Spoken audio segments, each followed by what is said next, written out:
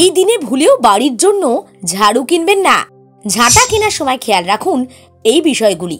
আজ আমরা দেখে নেব ঝাঁটা বা ঝাড়ু ব্যবহার করা নিয়ে কি পরামর্শ দেওয়া হয়েছে বাস্তুশাস্ত্রে। কোন সময় ঝাঁটা কেনা উচিত নয়, বাড়ির কোথায় ঝাঁটা রাখতে নেই, সেই সবকিছু নিয়েই আলোচনা করা হলো। বিস্তারিত জানুন আর আমাদের ফলো আর সাবস্ক্রাইব করে রাখুন। জীবনে গুড লাক আনার জন্য আমরা সর্বদা চেষ্টা করি, কিন্তু সৌভাগ্যের সন্ধান সবাই পান না। তার কারণ আমরা প্রতিদিনের জীবনে করে চলা কয়েকটা ভুল কিছুতেই বুঝে উঠতে পারি না। ভুলটা চলতেই থাকে, বাড়তেই থাকে। বাস্তু অনুসারে যে যে জিনিসগুলো নিয়ে আমরা ভুল করি তার অন্যতম হলো ঝাঁটা। ঝাঁটা বা ঝাড়ু আমাদের ঘর পরিষ্কার রাখে, কিন্তু ঝাঁটা কবে কিনবেন, কোথায় রাখবেন, এই সব কিছু না জেনে ঝাঁটা ব্যবহার করলে দুর্ভাগ্য তো তাড়া করবেই। বাস্তুশাস্ত্রে ঝাঁটা নিয়ে অনেক গুরুত্বপূর্ণ টিপস আছে। ঝাঁটাকে লক্ষ্মীর প্রতীক বলে মনে করা হয়। ঝাঁটায় পা লাগলে স্বয়ং লক্ষ্মী দেবী রুষ্ট হন। ঝাঁটাকে ভুলভাবে ব্যবহার করলে কোনো ধনবান ব্যক্তিও পথের ভিখিরি হয়ে যেতে পারেন। বাড়িতে নতুন ঝাঁটা কেনার সময় কখন, যদি প্রয়োজন হয় তাহলে সেটা কিভাবে কিনতে পারেন, কবে কিনবেন, কবে কিনবেন না, জেনে নিন এখানে।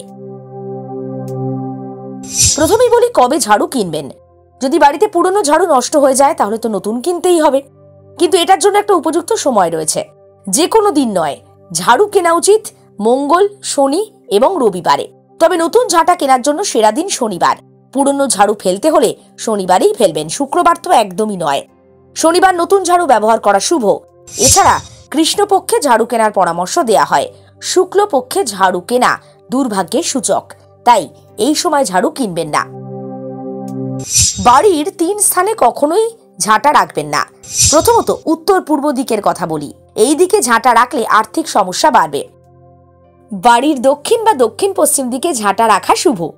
বাস্তু বলছে যে ঝাঁটা সবসময় লুকিয়ে রাখবেন, এমন জায়গায় রাখবেন যাতে সেটা সবার চোখে না পড়ে। শোবার ঘরে একদম নয়, আলমারি বা লকারের কাছাকাছি ঝাঁটা রাখবেন না। ভুলেও ঝাঁটা রান্নাঘরে রাখবেন না, এতে খাদ্যাভাব দেখা যাবে। পাশাপাশি সূর্যাস্তের পর ঘর ঝাড় দেবেন না। যে বাড়িতে সূর্যোদয়ের পরে ঝাড়পোছ করা হয় সেখানে লক্ষ্মী বিরাজ করেন।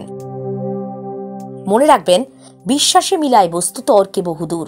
তাই চেষ্টা করুন আপনার বিশ্বাসকে আপনার মনের মতো করে, নিজের মতো করে সাজিয়ে রাখতে এবং সেই বিশ্বাস যাতে অন্ধবিশ্বাস না হয় তার খেয়াল রাখতে। বাকি সবটাই আপনার কর্মফল। আপনাদের জানিয়ে রাখি, এখানে প্রদত্ত তথ্য শুধুমাত্র অনুমান, মানুষের বিশ্বাস, ইন্টারনেট এবং তথ্যের উপর ভিত্তি করে উপস্থাপিত করা হলো। এখানে উল্লেখ করা গুরুত্বপূর্ণ, সাঁঝবেলা ডিজিটাল কোনো ধরনের বিশ্বাস, জ্যোতিষ বা ধর্মীয় সম্পর্কিত কোনো সম্পাদক নিয়ন্ত্রিত তথ্য পরামর্শ প্রদান করে না। কোনো তথ্য বা অনুমান প্রয়োগ করার আগে অবশ্যই সংশ্লিষ্ট বিশেষজ্ঞের সঙ্গে পরামর্শ করবেন।